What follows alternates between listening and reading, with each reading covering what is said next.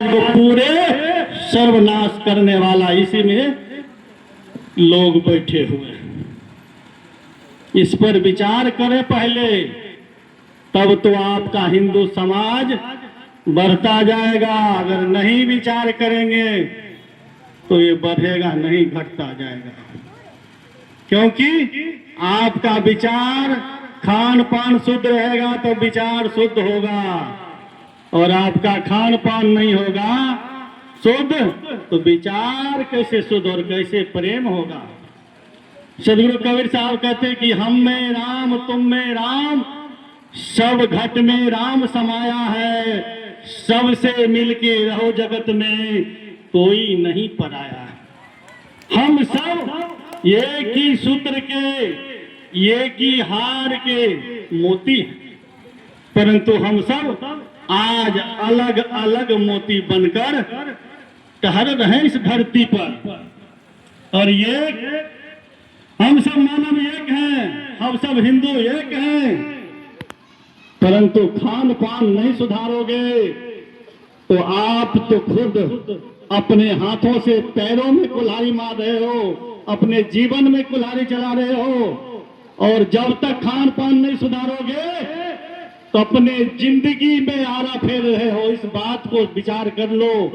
ये भी भारत माता की जननी है।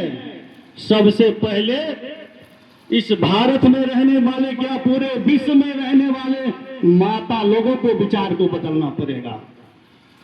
क्योंकि पहला गुरु माता पिता होते हैं और दूसरा गुरु रजबीज की दाता गुरु माता पिता होते हैं। अगर माँ सुधर गया तो पूरे विश्व सुधर सकता है। जिस प्रकार ये भारत माता धरती पूरे विश्व के एक समान, सब में एक समान गुण प्रदान करते हैं, और पूरे विश्व का ये 5 तत्व 25 प्रकृति में ये हवा सबको एक समान देता है। उसी प्रकार संत सब ही एक समान होते हैं। उसी प्रकार पूरे विश्व के धरती पर हिंदू सब एक समान होना चाहिए।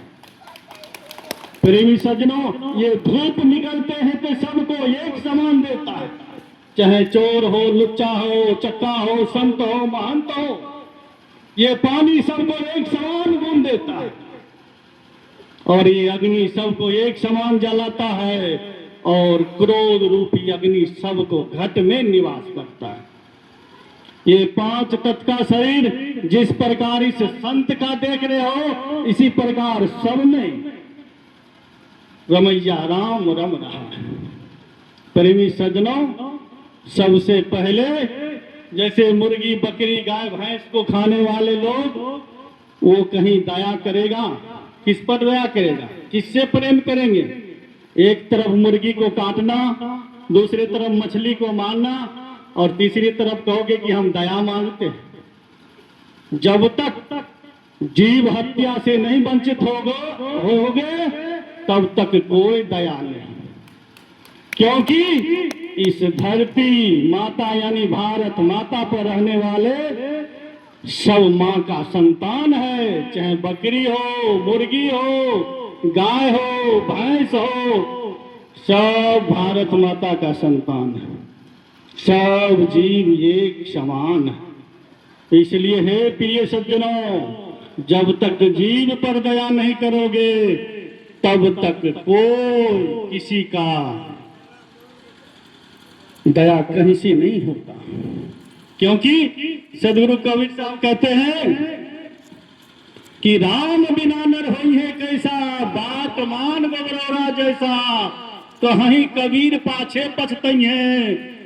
जब आए घर से जब ओए घर जई हैं। आज मानव का शरीर मिला है, संत महंत बने हैं, ढेर सारे हम पंथ पंथाई बने हैं, हिंदू टुकड़े में बांट बांट गए हैं।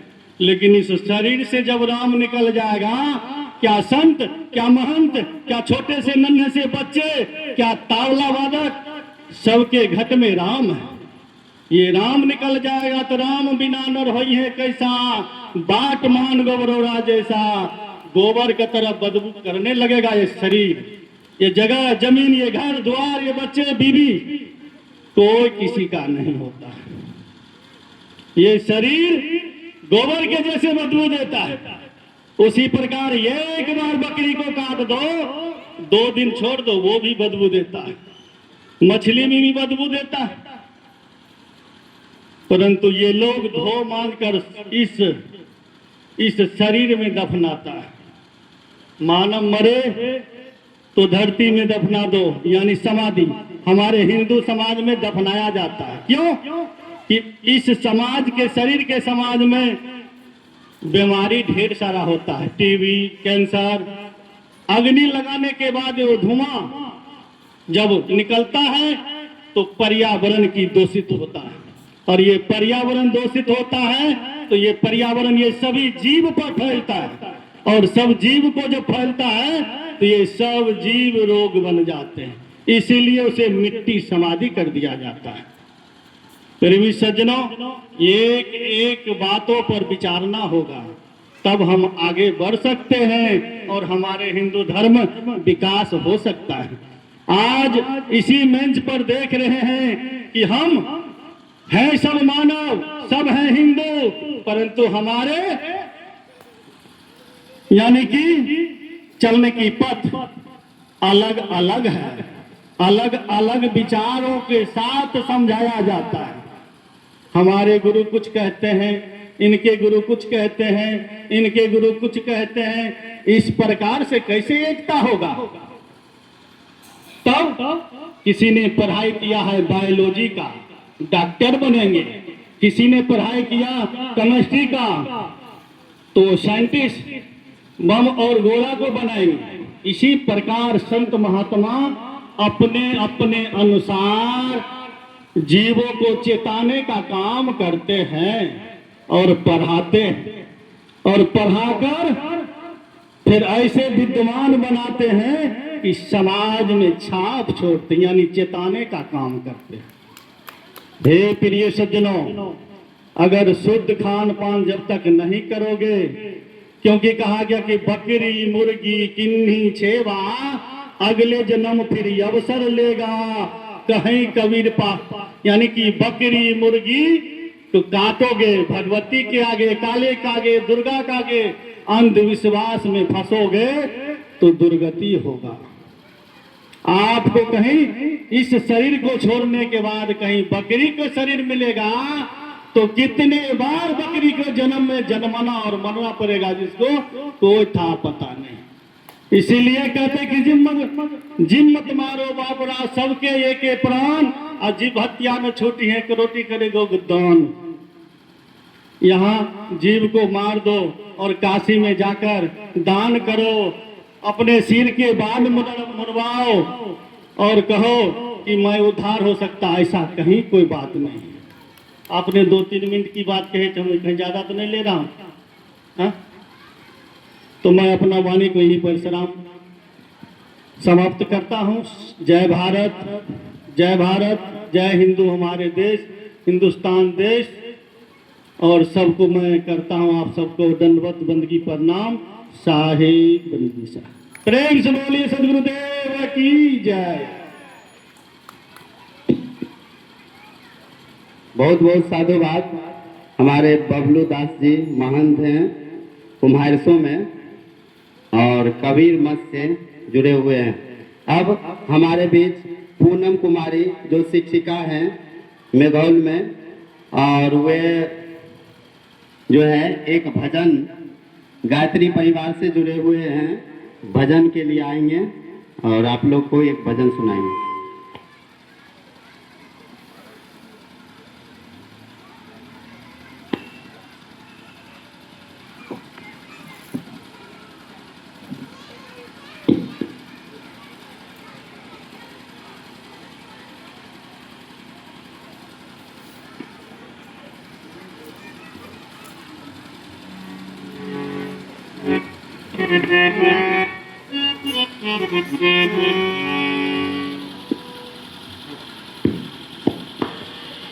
ओम गुरुर्ब्रह्मा गुरुर्विष्णु गुरुर्देव महेश्वर गुरुर्साक्षात् परब्रह्म तस्मै श्री गुरुवे नमः।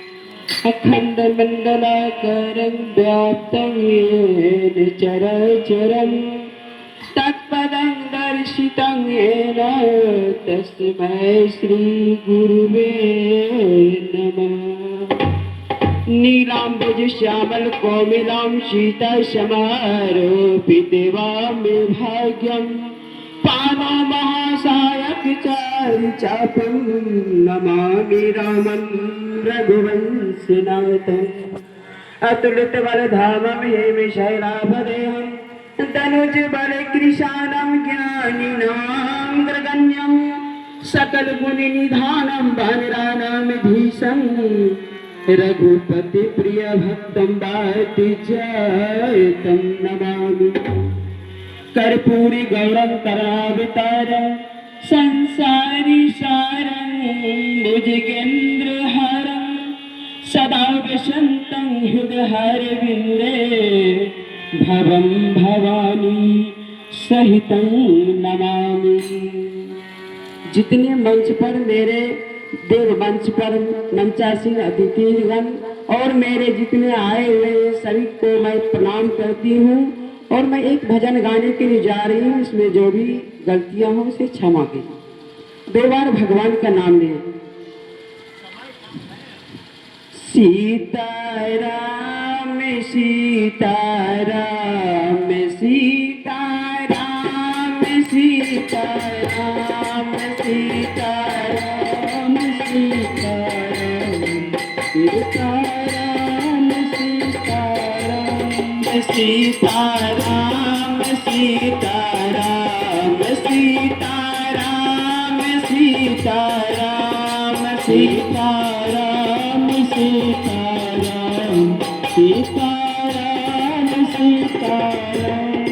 सीताराम राधे श्याम गौरी शंकर जय हनुमान सीताराम राधे श्याम गौरी शंकर जय हनुमान सीताराम राधे श्याम गौरी शंकर जय हनुमान सीताराम राधे श्याम गौरी शंकर जय हनुमान सीताराम सीताराम सीताराम सीताराम सीताराम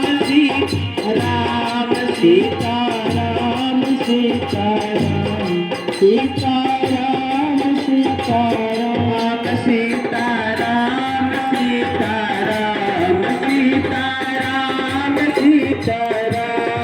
सीताराम सीताराम सीताराम सीताराम। यह नाम बनाया प्रथम पूज्य गणपति जी को पल में। यह बनाया प्रथम पूज्य गणपति जी को पल में।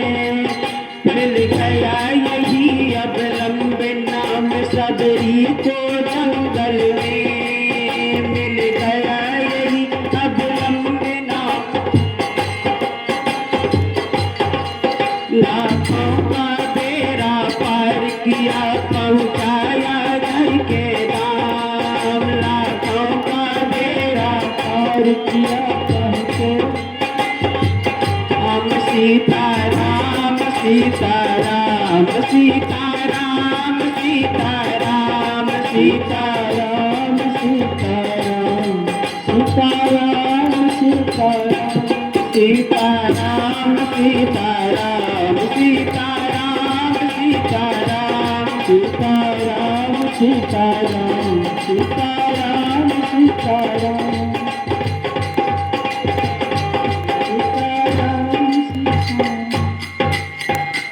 भक्तों के बस में भी बस भगवान सबरी कुटिया यही है कि लक्ष्मण राम। भक्तों के बस में भी बस भगवान सबरी कुटिया यही है कि लक्ष्मण राम। भक्तों के बस में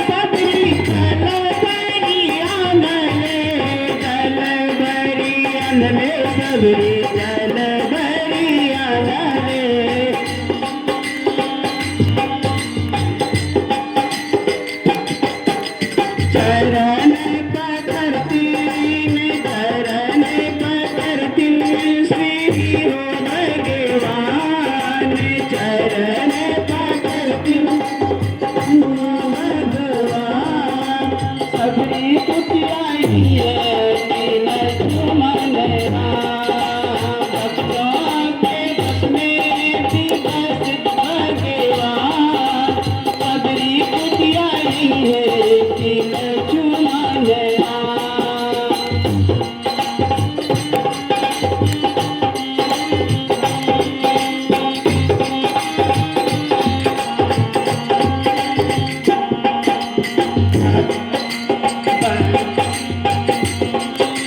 आज के पौधा सबरी तलबरियान सबरी तलबरियान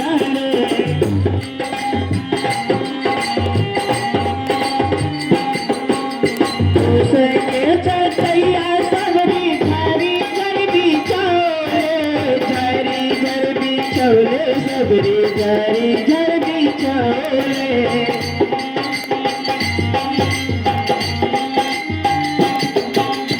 असनी लगती श्री हो भगवान असनी लगती श्री हो भगवान सबरे कुटियाई दिल चुमन भक्तों के बसले की बस भगवान सबरी कुटियाई है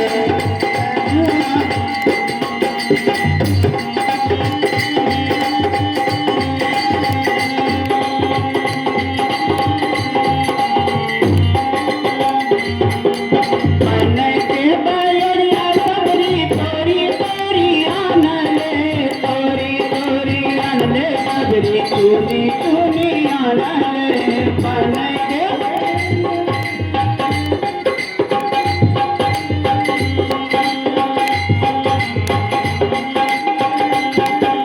बन के बैरिया सबरी तोरी तोरी आना तोरी तोरी आना सबरी तूनी तूनी आना बन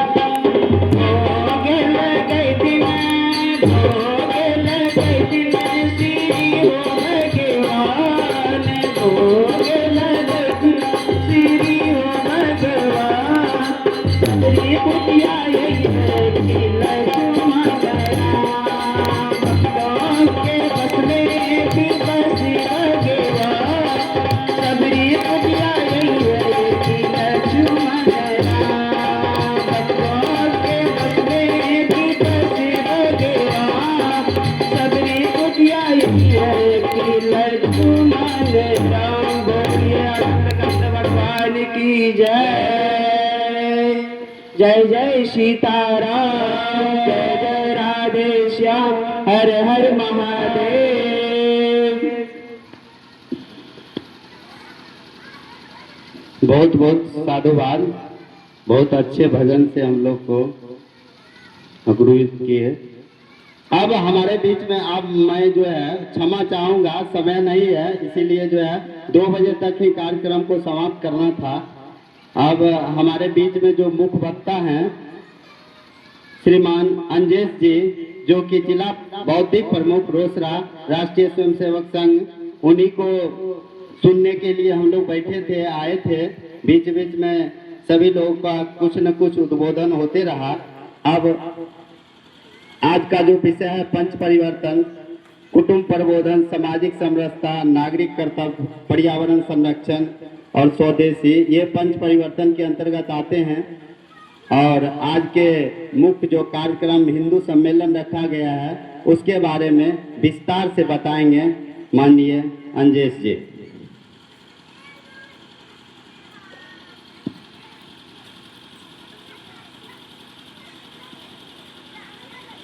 सम्माननीय मंचासीन पूज्य संत संघ के जिला संघ चालक, उपस्थित सज्जन बंधु भगिनी,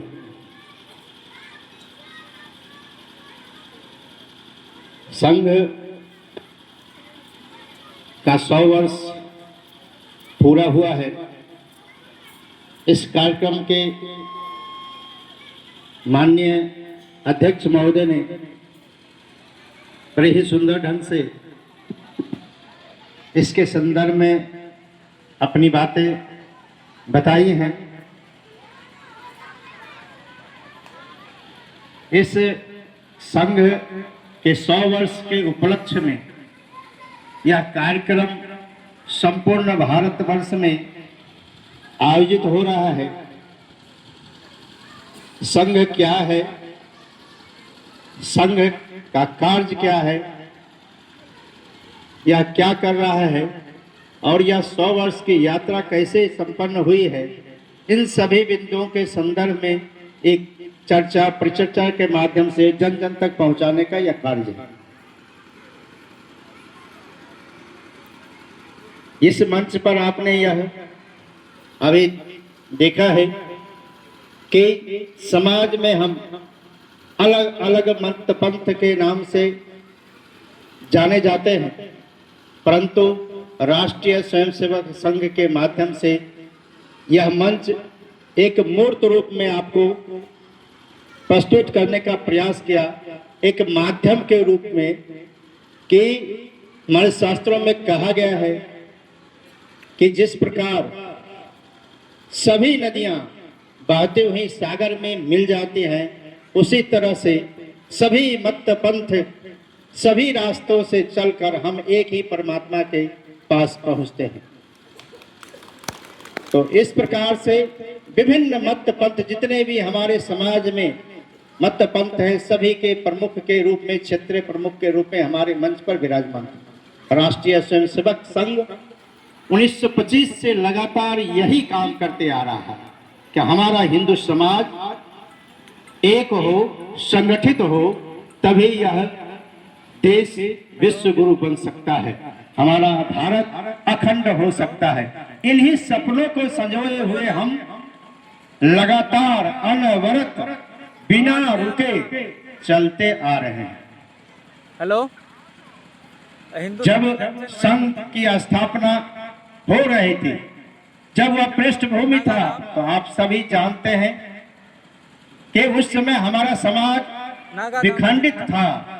उस समय आजादी के आंदोलन हो रहे थे, आवाज नहीं आवे छा, परंतु उस आंदोलनों में डॉक्टर केशव बलिराम हेडगेवार जैसे नौजवान ने यह देखा कि आजादी की लड़ाई तो चल रही है, लेकिन यहाँ का जो बहुसंख्यक समाज है वह आज भी बटा हुआ है।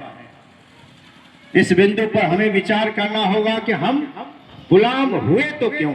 इस बिंदु पर कोई विचार करने के लिए तैयार ही नहीं है। वास्तव में यदि इस पर विचार करते हैं तो यह तथ्य सामने आता है कि हम गुलाम इसलिए हुए कि हम अपने ही घरों में खंड खंड बटे हुए हैं, अपने ही राजा एक राजा दूसरे राजा पर आक्रमण कर रहे हैं।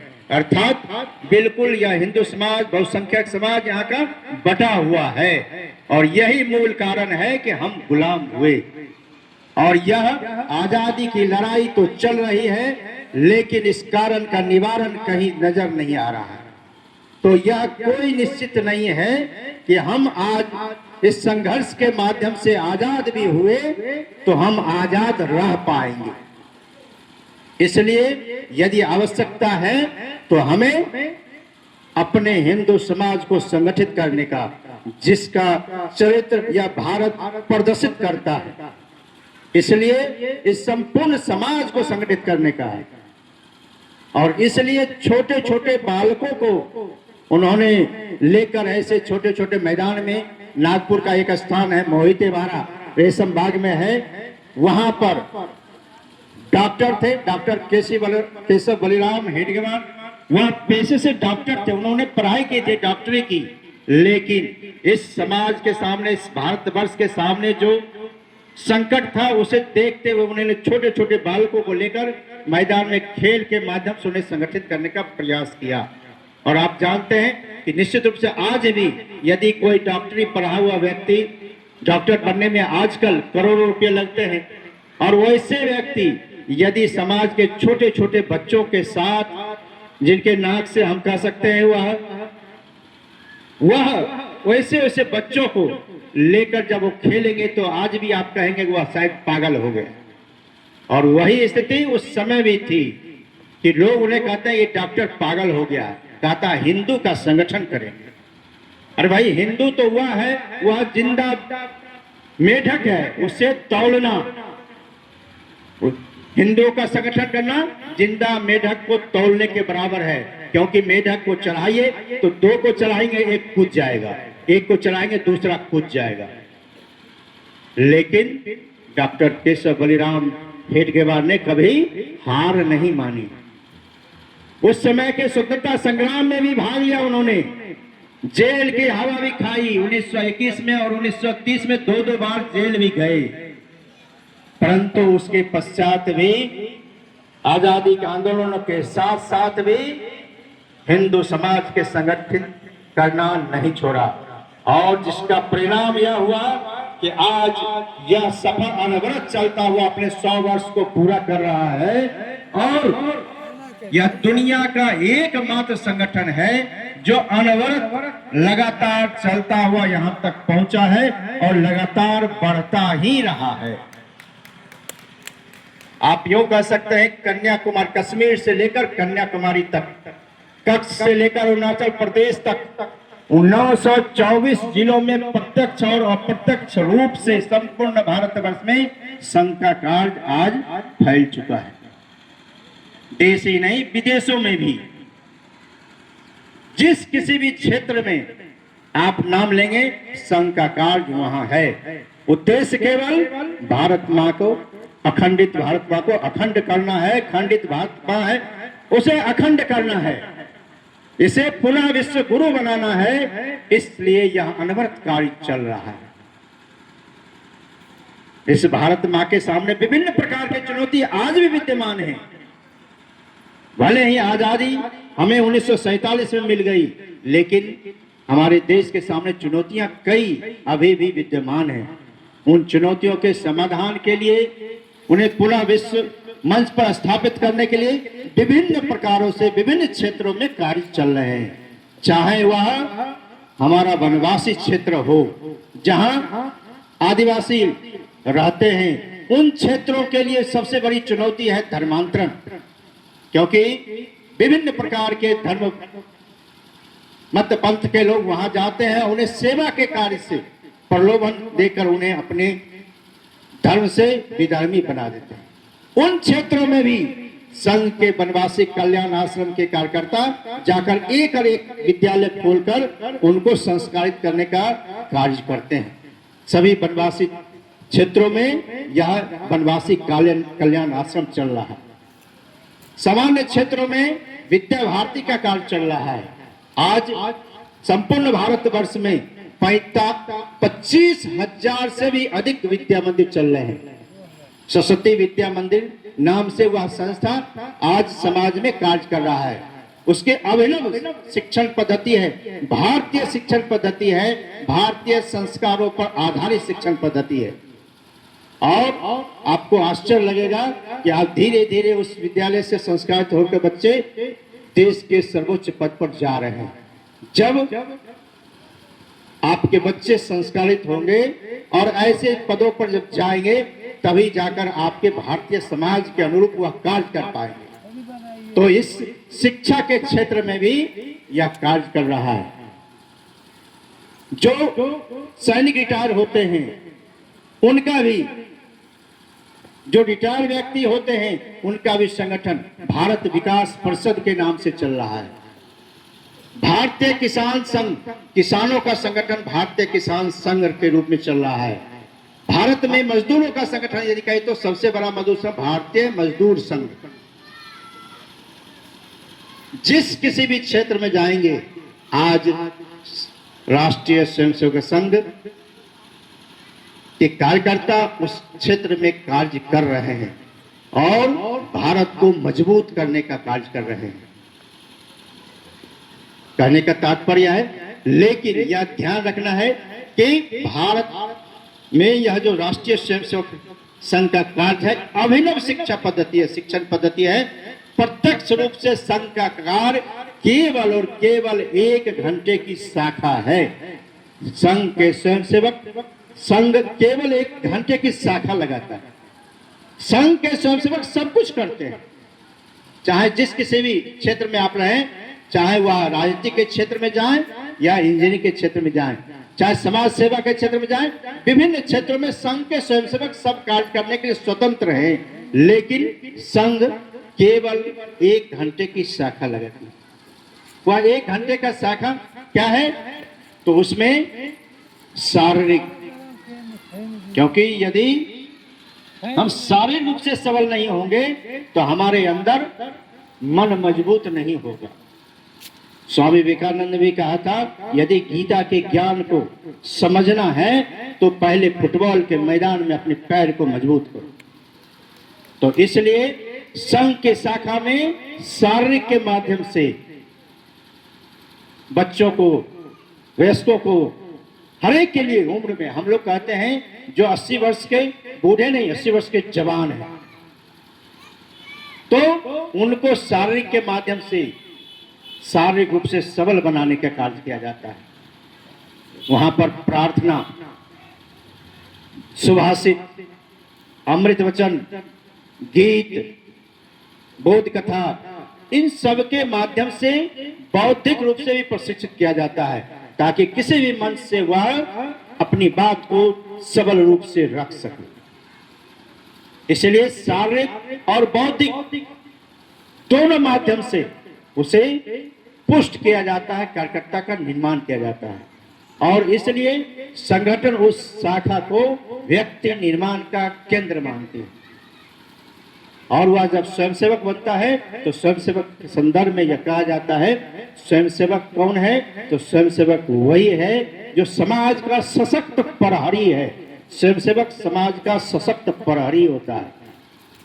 एक एक समाज में होने वाले गतिविधियों पर ध्यान रखता है, छोटी छोटी बातों को ध्यान रखता है और अपने समाज को संगठित करने का प्रयास करता है।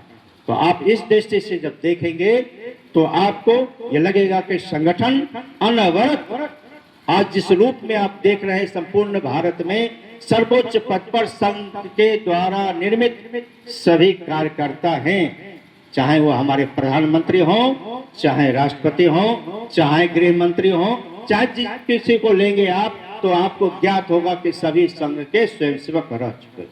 और यही कारण है कि आप मूर्त रूप में भारत को आज विश्व में शीर्ष पदों पर देख रहे हैं। दुनिया की महाशक्ति आज भारत के सामने झुकती है। कहा भी गया है, झुकती है दुनिया, झुकाने वाला चाहिए। आज से पहले भी भारत था, लेकिन आज नया भारत उभर रहा है। तो नए भारत को मजबूती के साथ सभी जगह स्थान मिल रहा है, सम्मान मिल रहा है। दुनिया के अधिकांश देशों के, जो दुनिया भारत को दुश्मन समझती थी, आज भारत को अपने देश का सर्वोच्च सम्मान दे रही है। अभी अभी भारत के प्रधानमंत्री एक देश को गए थे, इजराइल को, और उस देश का, इजराइल का भी सर्वोच्च सम्मान से उन्हें नवाजा गया। तो ये आधुनिक भारत कैसे बना और आगे कैसे बढ़ना है, इसका भी नींव, इसके भी पीछे कौन है? राष्ट्रीय स्वयंसेवक संघ। तो आवश्यकता है इस संगठन के, वो जो व्यक्ति निर्माण का जो केंद्र है, शाखा, इससे जुड़ने की। क्यों? क्योंकि बाहर से जब आप देखते हैं तो बाहर से संगठन समझ में नहीं आता क्या है। ये सबके लिए खुला है, यह संगठन किसी के लिए प्रतिबंधित नहीं है। जो इस देश में रह रहा है, जो इस देश की इस भूमि को अपना मातृभूमि कहता है, वह सबके लिए वह संगठन, उस शाखा वह खुला हुआ है। बाहर से देखने पर पता चलता है, अच्छा ये ऐसा होता है, यहाँ पर ऐसा होता है, हिंदू मुसलमान सिखाया जाता है, कुछ भी नहीं। आप उस संगठन के अंदर आएंगे तो पता चलेगा ऐसा कुछ भी नहीं। यह तो केवल और केवल भारत को सबल बनाने का काम है, इस भारत को श्रेष्ठ भारत बनाने का कार्य है। और इसलिए कभी कहीं यहाँ पर कोई मतभेद नहीं है। जितने भी, कभी आप संगठन में कार्यक्रम में जाएंगे तो कितने तरह के लोग हैं, कितनी जातियों के लोग हैं, आपको कभी पता ही नहीं चलेगा। महात्मा गांधी भी गए थे एक बार कि भाई देखते हैं, तो जब कार्यक्रम हो रहा था, सभी भोजन कर रहे थे, तो उनसे उन्होंने एक जो वर्गाधिकारी थे उनसे पूछा, अच्छा इसमें कुछ हरिजन है क्या? तो यहाँ हरिजन नहीं, सभी स्वयंसेवक थे और सभी थे। कभी जाति नहीं पूछी जाती है, क्योंकि हमारे शास्त्रों में जातियों का कोई वर्णन नहीं है। हमारे ऋषि मुनियों ने अपने शिष्यों को जब शिक्षा दिया और शिक्षा जब समाप्ति के बाद उन्हें पूछा कि आप क्या करना चाहते हो, अर्थात क्या वर्ण करते हो, तो हमारे शास्त्रों में वर्ण करने की प्रथा थी। जिन्होंने जिस काम को वर्ण किया वही काम से जाने गए। हमारे यहाँ वर्ण थी, जातियां नहीं थी। ये बात बाद के कालखंड में से जोड़ दिया गया और खंड खंड में बांटने के काम के लिए, अपने उल्लू सीधा करने के लिए यह जातियां जोड़ी गई। तो हमारे यहाँ वर्ण था। तो कहने का तात्पर्य है कि हमारे शाखाओं में कभी जातियां नहीं पूछी जाती, सभी हिंदू हैं। अभी चर्चा हुई थी, सभी वक्ताओं ने अपने वक्तव्य में कहा था कि सर्वे हिंदू सहोदरा, हम सभी सहोदर हैं, एक ही माँ की संतान हैं, एक है। इसलिए यदि हम एक हैं तो श्रेष्ठ हैं, एक हैं तो नेक हैं। तो इसी मूल मंत्र के साथ हम संघ की शाखाओं से जुड़े, संघ के माध्यम से यह देश, इस देश को विकसित देश में, विकसित राष्ट्र में अखंड करके पुनः इस देश को विश्व गुरु के मंच पर हम स्थापित करेंगे। इसी शुभकामना के साथ बहुत बहुत धन्यवाद।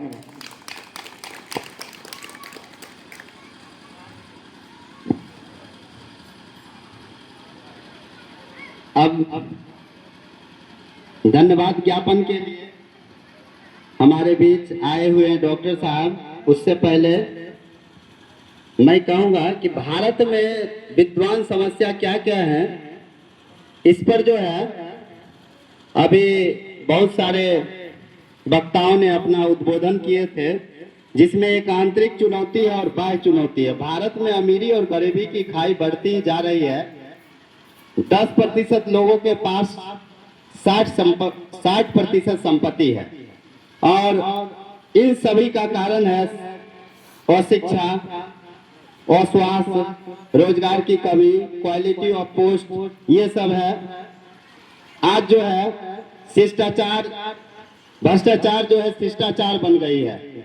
ऐसी जो है विचार रखते हैं लोग, ये पैसा कमाना उत्तम हो गया और आचरण दूसरे नंबर पर आते हैं। इन सब शब्दों के बारे में जो आज बताए हैं हमारे वक्ताओं ने, और मुख्य वक्ता थे, उनका जो है धन्यवाद ज्ञापन के लिए हमारे बीच हैं डॉक्टर राम स्वारथ जी, जो कि आनंद मार्ग से जुड़े हुए हैं और वे धन्यवाद ज्ञापन करेंगे।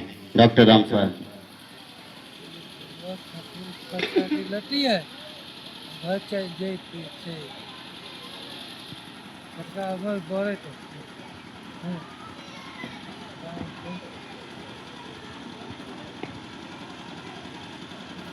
प्रगतिशील मिथिला समाज के धरती पर आज प्रथम दिन देख रहे हैं कि विश्व हिंदू महासम्मेलन हो रहे हैं। विराट महाहिंदू सम्मेलन आज धरती पर हो रहे हैं। एकर कारण है कि आज हम सब छिन्न भिन्न भे चुकलिए हैं। वक्ता लोग भी अगर हो के है चाहिए, एक पेपर में निकले छे मनसा वाचा कर्मना, यानी कि हम सोचे छिए वह बोलिए और वह करबै, तब न जाकर जे चाहबे से होते। लेकिन ई प्राय नहीं दिखाई पड़ रहे हैं। यहाँ सोचना है कुछ है, बोलना है कुछ है, करना है कुछ है। तो उपस्थित सब भाई बहन का हमारे प्रथम नमस्कार स्वीकार हो। जहाँ तक आवाज़ जा रहे हैं शांति बनल जाए, कारण कि विश्व हिंदू एकता केना हेतै, एहिके लिए 8वां के संस्कृत में देल छै संक्षब्दम संबद्धम, जेकर माने होइ छै हमरा सबके एक साथ चलैके चाहिए। एक साथ बोले के चाहिए आ बोलते हुए एक ऐसा समाज के बनबे के छै जाहिमे कोई ककरो शोषण नहीं करे। जना अब होली आबि रहलै हन, तो होली में की होते, लोग खाते पीते नाचते गाते रात के एते ने खेने पीने रहथिन जे भपबल रहथिन, लेकिन ई उद्देश्य नहीं छै ओकर उद्देश्य छै हर तरह के कल्याण केनाइ। तो कल्याण होते कि जब हम शोषण मुक्त रहबै तब। आ सबके बहुत बड़ी समस्या हमारा बहुत शर्मा जी बार बार बोल रखिन जे सब मिल के की करे छै, भोजन के समय में पांचों अंगुरी मिल जाए छै। तो हो ई चाहिए हमरा बैंक बैलेंस हो या नहीं हो, बैंक बैलेंस लेकिन केकरो रोटी नहीं घटे, एहि पर ध्यान दै पड़तै, क्योंकि सब एक ही ईश्वर के संतान छियै। तो जब एक ही ईश्वर के संतान छियै तभी कोई खाते खाते मर रहे हैं, कोई खाइए बिना मर रहे हैं, जे नहीं होइके चाहिए। तो जब एक व्यवस्था है, जब वो व्यवस्था होता है तो सबके रोजी रोजगार अपना मिथिला समाज में आ एते इनकम होता है कि कोई भूखा नहीं रहता है। एहिके लिए प्रौत व्यवस्था है, प्रौत व्यवस्था बता रहे हैं।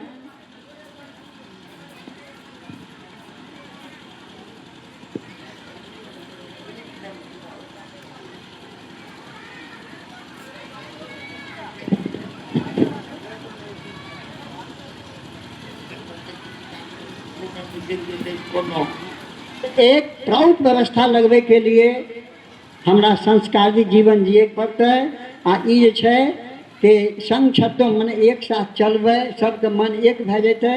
चूँकि विश्व के बनबे वाला मालिक एक छथिन, तो हम एक के संतान छियै। एहि बात पर देश विश्वास होतै केना, करतै केना। चूँकि मानव मानव एक छै, मानव के धर्म एक छै, आ धर्म एक छै मानव धर्म। आ संप्रदाय मजहब से कहबै समाज चलते से बात नहीं छै, बल्कि दुनिया के मालिक जब एक छै। एनाहु लोग कहै छथिन सिया राम में सब जाय जाने, एक ही सिया राम के जब ये दुनिया छै तो फिर अभी लगभग 7,000 जाति करने से ले के पैदा केलकै।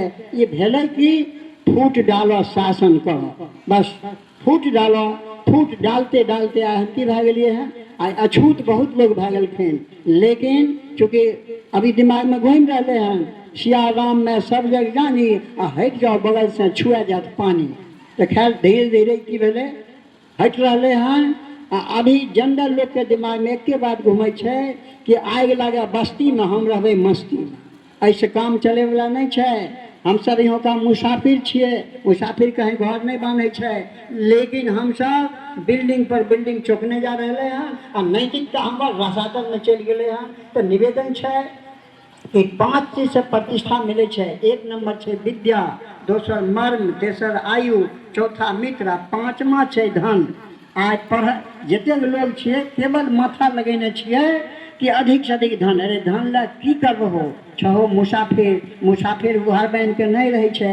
एगो गीत हम अपने सुनाब, 2 मिनट लागते केवल। मुसाफिर अहों सब साथ देबै।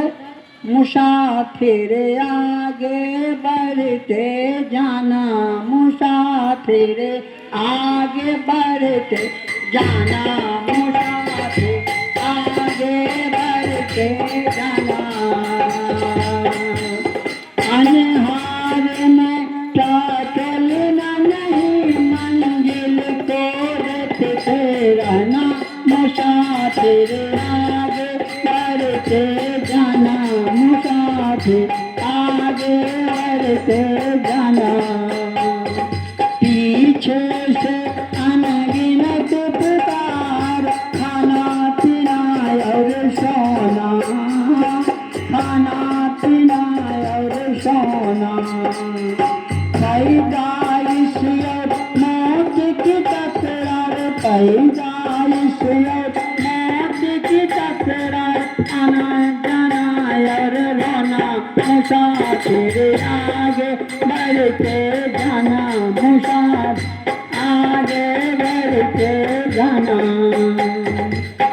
आगे जो है नई जिंदगी, आगे जो है नई जिंदगी, रोशनी शाद से भरी, रोशनी शाद से भरी, रुकना नहीं है, सोचना नहीं कुछ, रुकना नहीं है, सोचना नहीं कुछ, तुम्हें है सामने चलना, मुसाफिर बढ़ते जाना, मुसाफिर आगे बढ़ते जाना। अनजान अनमोल मोहब्बत, अनजान अनमोल मोहब्बत, अपनापन की डोरी हमरा ही है, एक ही प्यारे उन्हीं को है पहचाना, मुसाफिर आगे बढ़ते जाना, मुसाफिर आगे बढ़ते जाना। समय बहुत अधिक हो चुके हैं।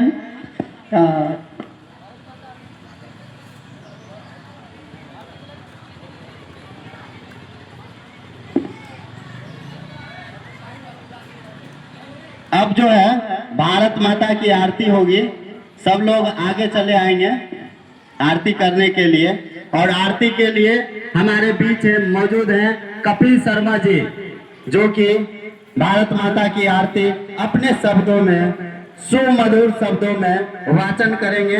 उनके साथ साथ हम लोग भी वाचन करेंगे।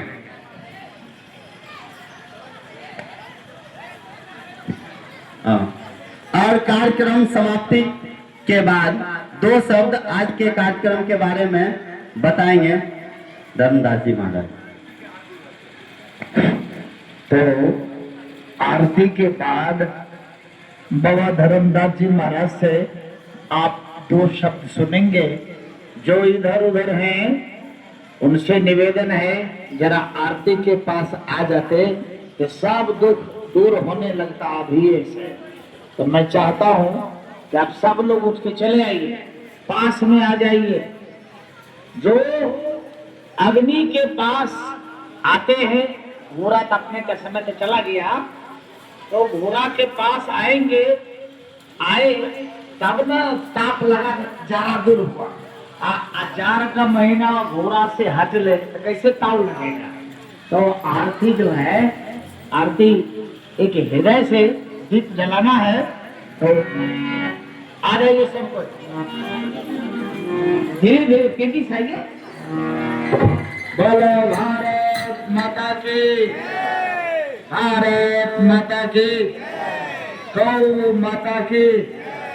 जब तक आ रहे तब तक मैं भी सुना रहा हूँ। मैं भी +2 हाई स्कूल में संस्कृत में पढ़ाता हूँ।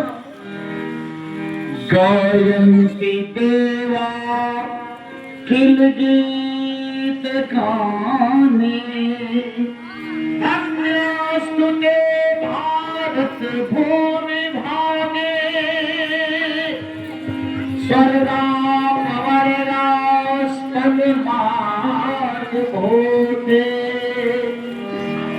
भवन्ति भूया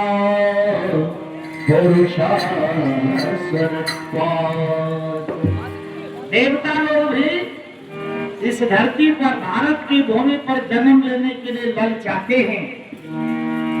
इसीलिए सदा से हम सब भारतवासी अपने हृदय में भारत माता की आरती जलाते हैं और यही गाते हुए सबको बोलेंगे।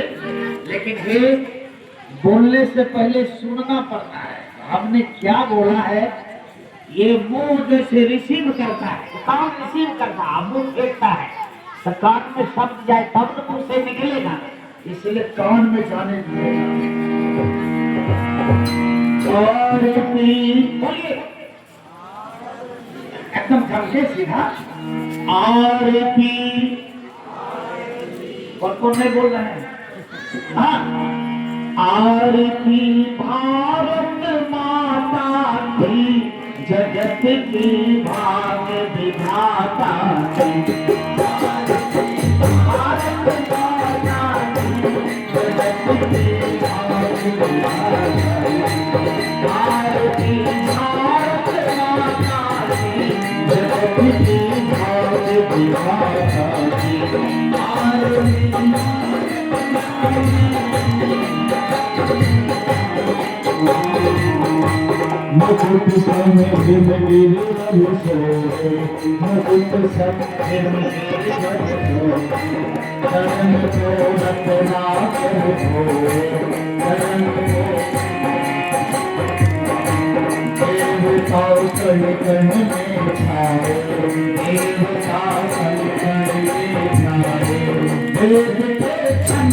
ज्ञान के करे आनंद सत्य सामर्थ्य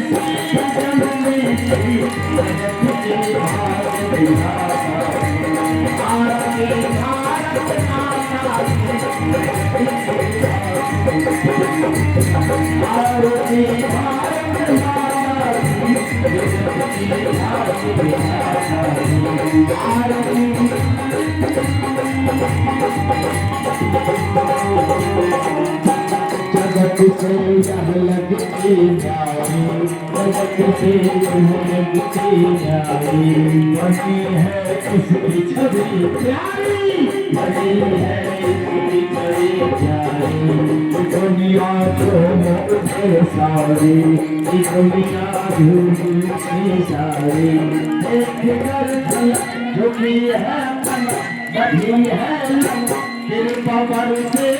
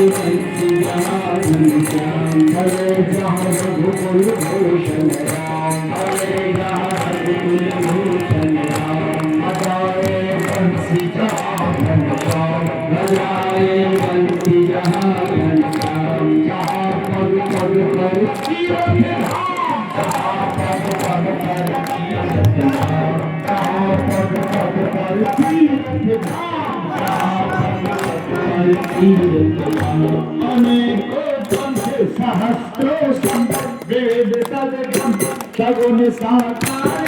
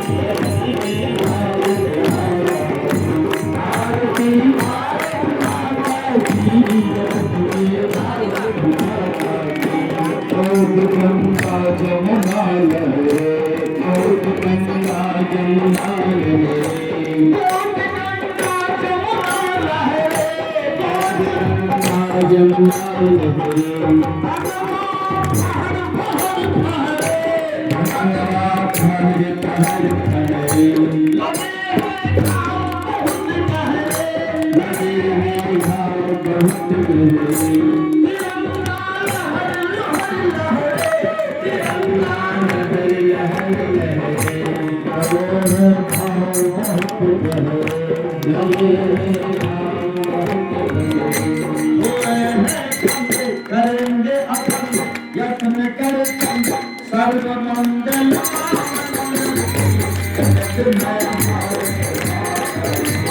आरती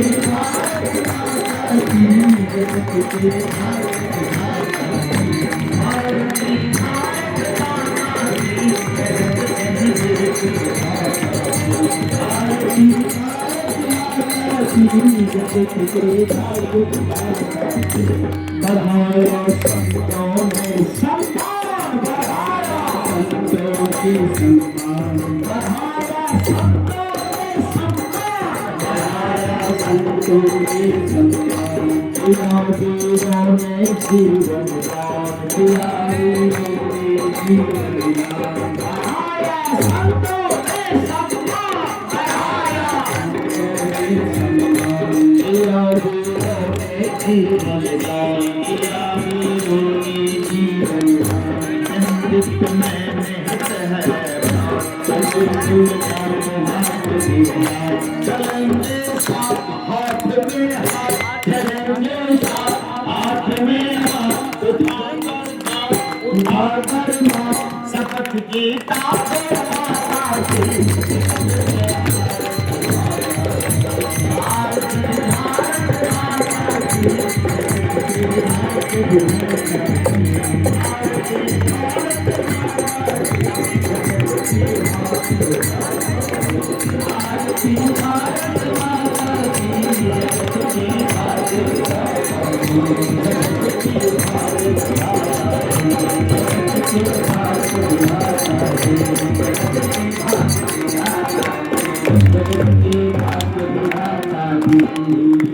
बोलो भारत माता की जय, भारत माता की जय, भारत माता की जय, भारत माता की जय, भारत माता की जय, गौ माता की जय, गौ माता की जय। अरे रक्षा हो और पालन हो, रक्षा हो और पालन हो, गौ माता की जय, रक्षा हो पालन हो, अच्छा हो पालन हो। मैं आप लोग को कहना चाहता हूँ,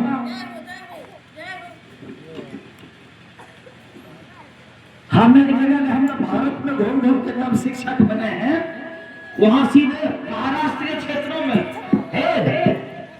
कहता था धोती चोटी आ गाय तब हिंदू कहलाए।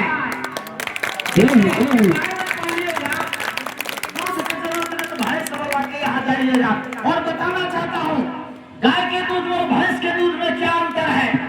कोई बीडीओ साहब, सीओ साहब, एसडीओ साहब, डीएसपी साहब जीप लेकर निकले रात में, आए रास्ता पर हम भैंस का बच्चा बैठा हुआ, वो ड्राइवर बताता है पी पी, तो भैंस का बच्चा कहता फिर बजाया, लेकिन भैंस का बच्चा बीच रोड पर रहता था। आता नहीं गाय के बच्चा को एक बार बोला उड़ के भागा। कितनी बड़ी फुर्ती है। मैं उस जमाने की बात कर रहा हूँ जिस समय अंग्रेज के सिपाही लोग घोड़ा पर चलते थे। उस समय इतनी गाड़ियां उपलब्ध नहीं थी और सड़क भी पक्की नहीं थी। उस समय क्या था, एक घोड़ा जन्म लिया, घोड़ा जन्म लिया और उसकी मां मर गई। अब बच्चा का पालन होना चाहिए ना, वो घोड़ा का बच्चा मां तो मर गई जन्म लेकर के, और घोड़ा को दूध चाहिए ना, तो दूध उसको भैंस का दूध पिलाया गया। इसी तरह जान बचाना है। भैंस का दूध पीते पीते घोड़ा मरा हुआ, उसको दरोगा जी खरीद लिए। दरोगा जी को तो घोड़ा पर, उसी घोड़ा पर तो भैंस का दूध पी करके वो घोड़ा को दरोगा जी अपने के लिए भैंस का दूध पीता है ना, वो दरोगा जी को उस घोड़ा पर जो भैंस के दूध पी करके जवान हो चुके, मां मर गई थी जन्मे के समय, वो घोड़ा पर करके जा रहे थे, आगे पानी बह रहा था। लोगों से पूछा कितना पानी है, अरे घोड़ा और तो चलेगा घुटना भर पानी में। दरोगा जी चक चक कोई गंभीर इंक्वायरी करने के लिए जाना है। फिर ऐसे मारे ना कि दरोगा जी वो घोड़ा जाके पानी में लत से बैठ गया और घोड़ा चलने लगा। वो तो दरोगा जी की जान मुश्किल से बची। क्यों? क्योंकि भैंस का दूध पिया था। भैंस के दूध के बारे में कहा जाता है गर्दन से ऊपर चलता ही नहीं है, दिमाग भैंसी की तरह बच्चा बोल रहा है। इसीलिए गाय का दूध सेवन करिए, बीमारी नहीं होगी। गाय के दूध में लोहा को सोना दिखाई पड़ता, सोना। भैंस के दूध में बिल्कुल सफेद सफेद। कहना तो बहुत कुछ है, नहीं होता। कल जर्सी में होता है देसी गाय। तो आप इस देश की रक्षा करना चाहते हैं, बेचने के लिए तो 52 से दूध देता है। वो कहा 52 से दूध देते इसीलिए पालते हैं। हम कई सुई बहुत बहुत जो दूध दूध हैं, वो सब सुई जो जाएगा खेनहार के पेट में, ओकरा कौन कौन अंग बता देगा पता है नहीं। इसीलिए समझ के आप, मैं फिर दोबारा कहता हूँ, महाराष्ट्र के क्षेत्रों में कहता था कि धोती चोटी गाय तब, इसीलिए ध्यान दीजिए। और बकरी की मोबाइल में भैंस रो रही है, इसलिए बंदर बोला ऐसी की रो रही है, तो देखिए दूध पीता है, मेरा दूध पीता है सो, हमको गाय को मता कहता, हमको मौसियों ने कहा। और अंतिम निवेदन करके विराम ले रहा हूँ, ये होली का दिन आ रहा है, हिंदुओं में सबको संबोधित करके कह रहा हूँ, जी के स्वाद में किसी की हत्या नहीं करना। आज बकरे रो रहे हैं, मुर्गी रो रही है, मोबाइल हाथी कह रहा है, क्या बात है, मुर्गा कर रहे सरकार, सरकार होली जब आती है तो हमारा खानदान खत्म हो जाता है। बकरा होली रो रहा सरकार, जीने का अधिकार हमको भी है, हमारी रक्षा किया जाए। आज जज कौन बैठो, हाथी, अब खबरदार, जीन की हत्या नहीं हो सकती। आपकी अपनी सब्जी बनाने में कट जाती है, कितना दर्द होता है, तवा पर या घोड़ा पर कहीं थोड़ा सा लुकी पर जाकर बकरे बकरे, अब जिसको आप आग में घुमा घुमा करके पकड़े कि नहीं, सीझले कि नहीं है, 50 ग्राम के जी काट के कोई तोलेगा नहीं, तोलेगा, लेकिन किसी लाश को जी निकाल के तोलेगा 50 ग्राम के जी, 50 ग्राम के जी का शासन चल रहा है पूरे बाप रे बाप। इसलिए एक बोल के मैं बंद करता हूं, कोई तुझको काटेगा तो कैसा तुझको लगेगा हो, कोई तुझको काटेगा तो कैसा तुझको लगेगा, तेरे तन को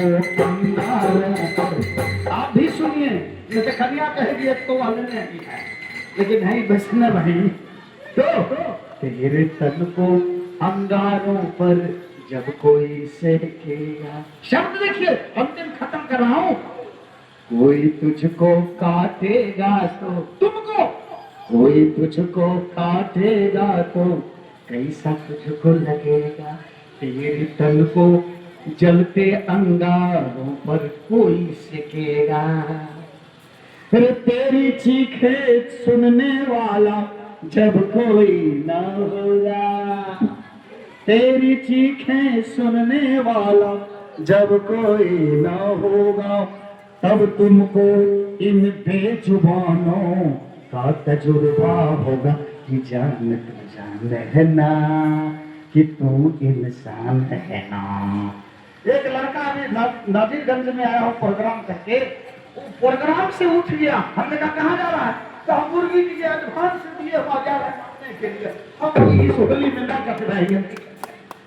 भाइयों कितना लोग मुर्गी और ये बकरी का बयान लोग चाहते हैं वापस करके, हमको अब की बार होली बढ़िया से मनाना है। और होली का शब्द का क्या मतलब, होली मैंने होली मतलब की मैंने जब भेले से भेले, होली से होली, आग में जे खाया से खाया, हम जीव हत्या करके अपने शरीर का पालन पोषण नहीं करेंगे।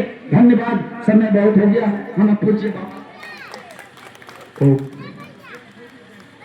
आप सब आए, आप आए, बाहर आए, आप लोग इस सम्मेलन में आकर इसको आपने बहुत ही अच्छा बनाया, सफल बनाया।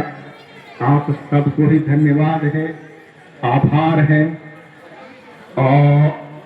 और आंजेश जी को विशेष रूप से आभार कि आप पर यहाँ तक आए, और अन्य समस्त जो भी है सारे ही हमारे हैं, अपने ही, हमारे विश्व परिवार के ही हैं सदस्य, तो सबका ही आभार है, वंदन है और नमन है। आपका स्वागत हमेशा यहाँ पर होता रहेगा, यह भी आपको हम आश्वासन देते हैं, और बराबर होता रहे यहाँ पर कुछ न कुछ हो कार्यक्रम। आप सबका इसमें सहयोग चाहिए, सहयोग होता रहे, आप लोग आते रहिए। आश्रम आपका है और जो है संघ परिवार भी आपका है राष्ट्रीय स्वयंसेवक संघ, आपका है आश्रम नागाधाम, आपका है, हम आपके हैं। और यही कहते हुए हम अपनी वाणी को जो है विराम देते हैं। और अंत में ये एक की तो खीर बना हुआ है बहुत ही टेस्टी टेस्टी, तो सब खा करके ही जाइएगा। बोलिए सच्चे दरबार के जय। ओम नमः पार्वती पते हर हर महादेव। भारत माता की जय, भारत माता की जय। सभी लोग प्रसाद लेके जाएंगे। ओम शांति शांति समाप्ति।